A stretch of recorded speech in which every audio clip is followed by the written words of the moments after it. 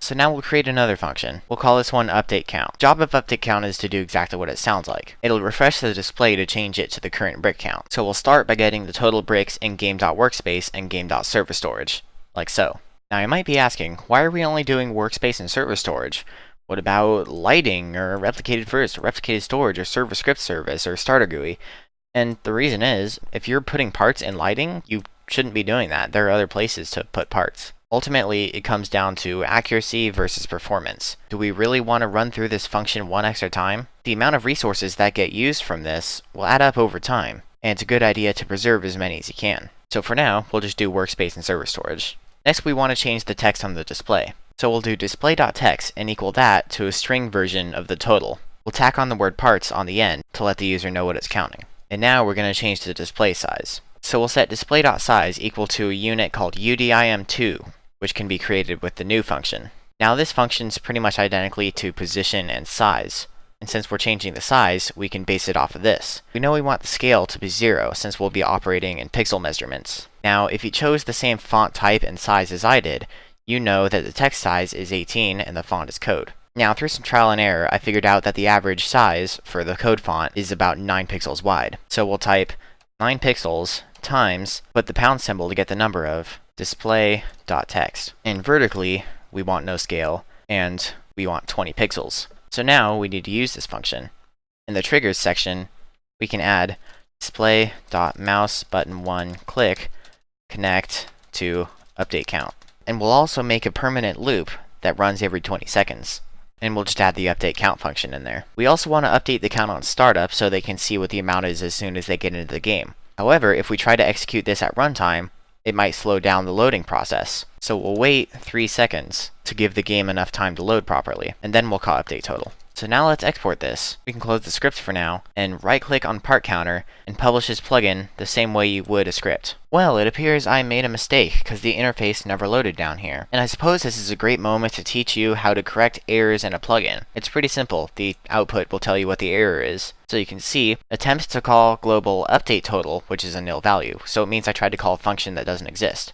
So if I go into our script, you can see I call update total on line 31, but the function name is update count. This is what happens when your brain is on autopilot. So I'll change this to update count, and I'll be right back. So I'm back in the game, and here is our interface, and no errors, fortunately. Now if we click on it, we can see it stays exactly the same because we haven't removed any parts or something. So let's go into workspace, delete guy, then click on it. Oh, I didn't even have to click on it, automatically refreshed. But I can do Control Z to undo that, add the part back, click on this again, and it changes 8,019 parts in this game.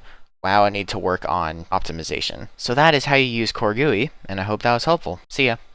Game.selection is the way to get whatever the user currently has selected. Today I'll be showing you how to get it, set it, and manipulate it. Let's get started. I'm not even going to bother telling you what the first step is, because you know what it is. Now today I'll be showing you how to make a plugin that allows you to select multiple objects and put them in a folder, or fold them together. It's similar to the group button in the toolbar. So let's create a function. I'll call mine fold. We'll create a variable called selection, and set it equal to game.selection:get. As you can see here, it returns a table of objects, which means we need to treat this variable right here like it's a table. First, we need to check that there's actually something to fold, because the user won't always have something selected. There's a simple way to do this. Just check for the first object in the table. Now we'll create a new folder, and create a new instance called folder. Next, we'll set the folder's parent equal to selection1.parent. This will put the folder in the same place as the selection. Now we need to cycle through the entire selection and move everything into said folder. So we'll create a pairs loop that does just that. Now all we have to do is set the object's parent equal to folder. Now we want the user to be able to find the folder easily, and we can do that by selecting it. And we'll use a function called set to do so. So we'll enter game.selection:set. Now you might think in here we can just put folder, right? Well, actually that's wrong, because this function actually accepts an array or a table. So what we need to do is surround folder with curly braces. This effectively creates a table where the only object inside of it is the folder. So now let's add a way to use this function. Probably the most streamlined and efficient way to do this is with plugin actions, which I have a previous tutorial on. So I won't explain too much of what I'm doing, but it should be easy to understand. I'll create a variable called action and equal that to plugin:create plugin action. There will be 3 arguments to this function. The first of which is just an ID, which I'll say is fold selection control. The second of which is a display name, which I will set as fold selection. And for the description, I'll just copy paste something I already have. Now to use it, we can go down the triggers, type in action.triggered, connect that to the fold function. And now we have a working plugin. I'll publish this, close out of Studio, and be right back. So now we're back in, but of course, before we can use it, we need to set the keyboard shortcut. So we'll go to Customize Shortcuts, look up fold selection is right here, and I will set mine to Control-Alt-F, just because that's kind of ergonomic and it's not currently taken up. Actually, just a quick pro tip, if you go into the keyboard shortcuts menu, you can see that a lot of these have already been taken. However, none of the Control-Alt functions have been taken, which is very useful. So if you're not sure which shortcut to use, just remember that Control and Alt is always open. So now let's use this plugin. I'm going to select this one right here, and this one right here, and group these shelves together with Control-Alt-F, and now they're in this nice little folder right here. Now the advantage of a folder over a group is that you can still separately drag them around without taking them out of the folder.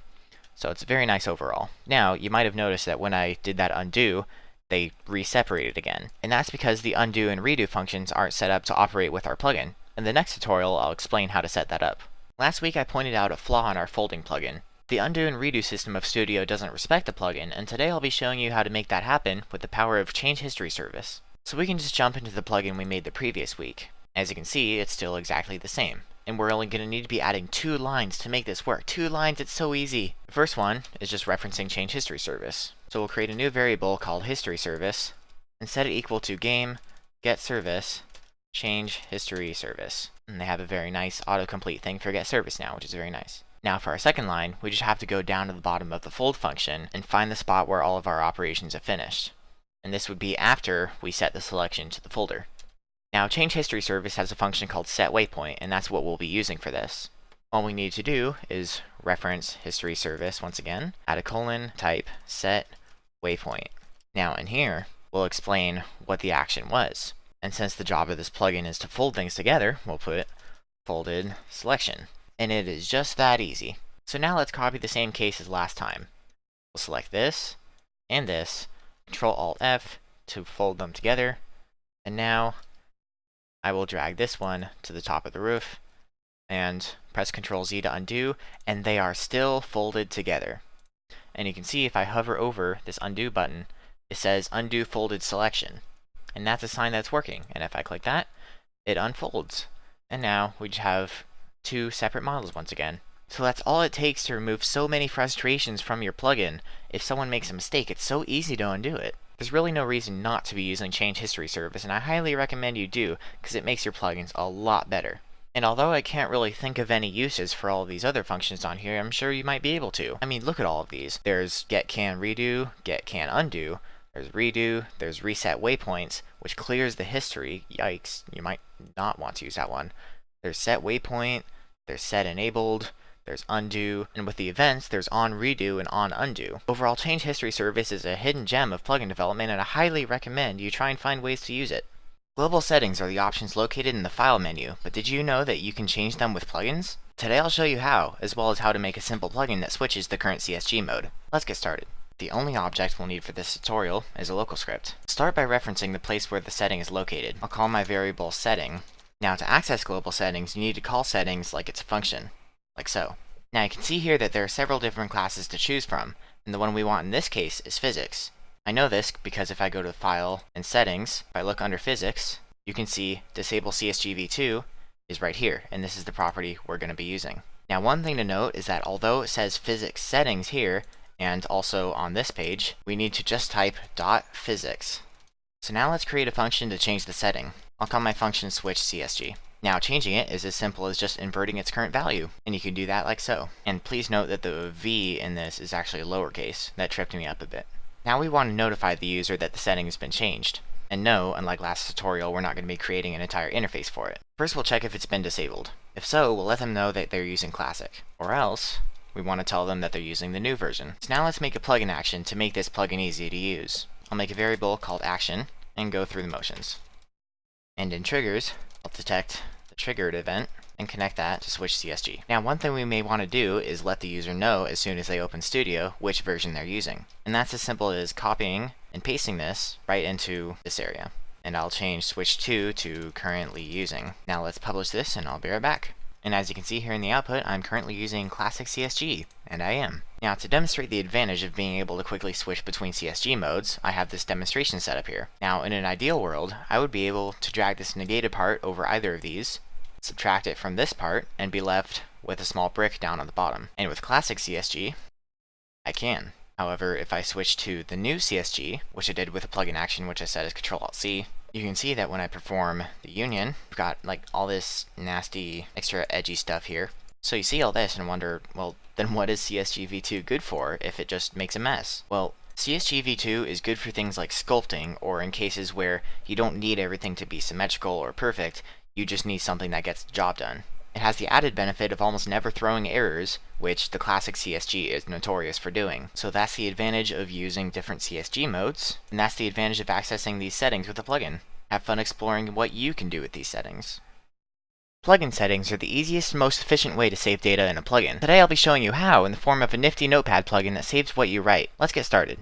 Now the interface for this plugin is very simple. It's only a text box that fills up the entire widget with a 10 pixel margin on all sides. I have multi-line enabled and clear text on focus disabled. The font is code with size 18 and no placeholder text. The text itself is a prompt that I'll explain later. I also have text wrapped enabled, and the alignment is set to the top left. So we'll go ahead and drop in a local script. We'll also drop the notepad itself in there.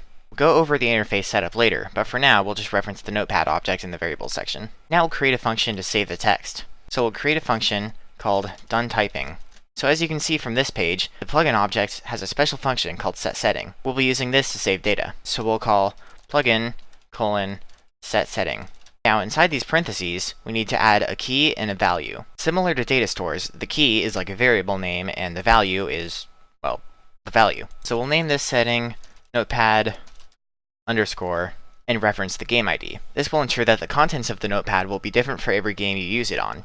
And for the value, we'll include notepad.text. And that's all it takes to save data, just one line. And now we can move on to getting the settings we set. And look, I misspelled plugin. We'll start by creating an empty string variable called saveText.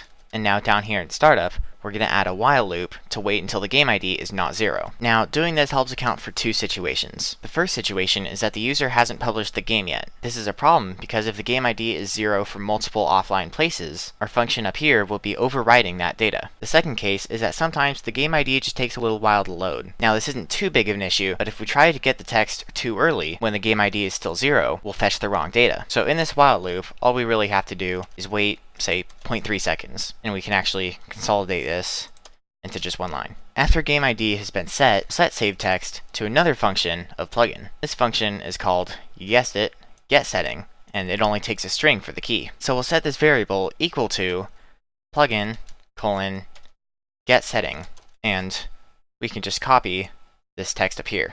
And look, I made the same mistake again.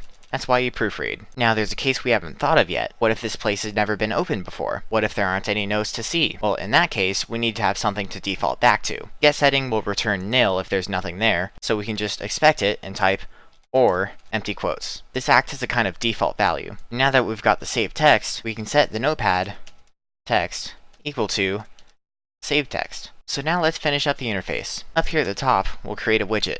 We'll call it notepad and create a doc widget plugin thing and set the doc state to float. We want it to be initially visible. We want to override the previous setting since otherwise there's no way to open it. We want the initial size to be 300 by 200 and we want the minimum size to be 150 by 100. These are arbitrary numbers. You can make it pretty much whatever you want. Now back down here in startup, we'll set notepad.parent equal to the interface and we'll set the interface.title equal to notepad. Finally, in triggers, we're going to make this save function work. There's a property of text boxes called focus loss, and we'll be using that. Now, as soon as the user clicks on anything other than the text box, it'll save. So now we have a fully functioning plugin. I'll publish this and be right back.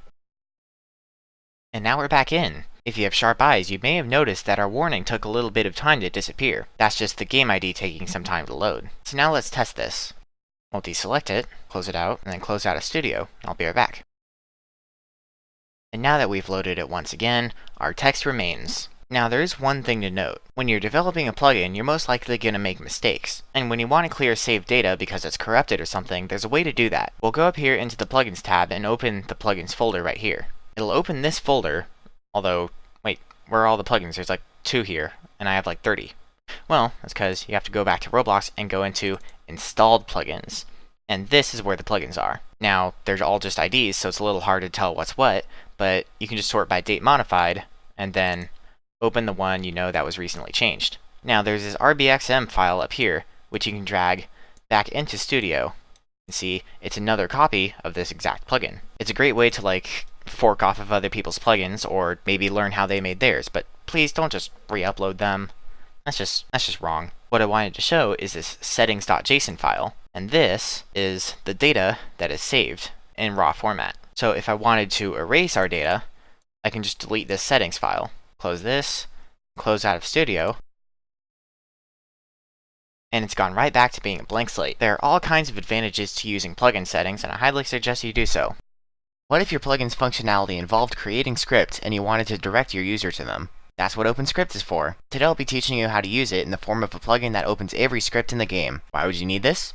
I don't know. Let's get started. Dun dun dun dun. Local script. Let's start by creating our selection function. I'll call mine select all. We'll start by creating a loop that cycles through everything in the game. Just put in locations for now and we'll define that later. Next we'll create another loop that's almost identical except we're looking through every part in each item. We're using the getDescendants function to do this. Now we need to check if the item is a script. We can use the is_of function to do this. Any script will be under the class Lua source container, so use that. This means that not only will it work with scripts, but it'll work with local script and module scripts as well. Finally, we'll use a function of plugin called OpenScript. The arguments it takes are a script and a line number. If you don't put in a line number, it'll just default to the first one. So we'll type plugin :OpenScript. And our first argument will be item 2, since it's the script, and we won't put in the second argument, since we don't really care which part of the script is selected. So now let's define locations. We'll create a new table up here and call it locations. Now I'm going to add every single one of these in Explorer to the list. And through the magic of copy-paste, it's done! Now let's make this usable in my favorite method, using a plugin action.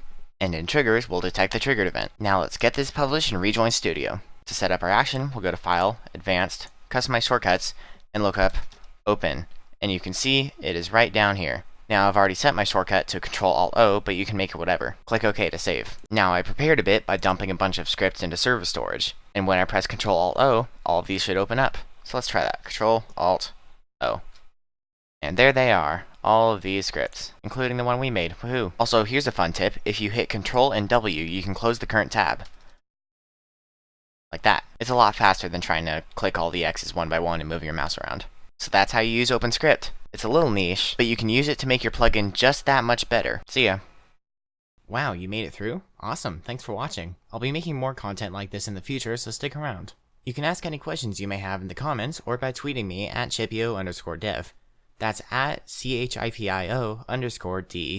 And I will see you in the future.